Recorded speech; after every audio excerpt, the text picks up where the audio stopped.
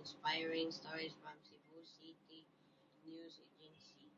It is October 14, 2020.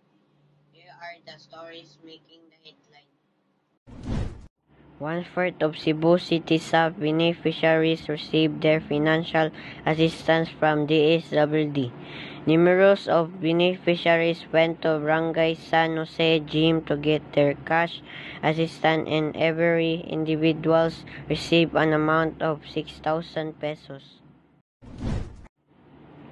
Heavy rainfall caused huge flood in most areas in Cebu.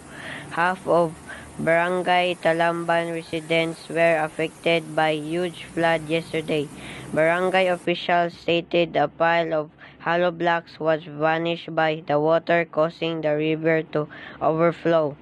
More families were affected and they evacuated the area. Fire hit our London Street, Barangay Antonio, Cebu City. Around 1 a.m. yesterday, a huge fire woke up the families in Barangay Antonio. Most of the families saved nothing due to this tragedy. The fire reached up to the third alarm and 3/4 of the population stayed temporarily in the barangay hall.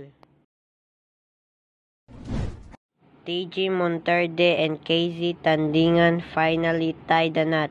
Several photos of KZ's wedding showed up in Facebook, and this went viral on social media. A few of their supporters were happy for the couple. Most of their showbiz friends attended the wedding. Join us tonight on your television screen and on social media.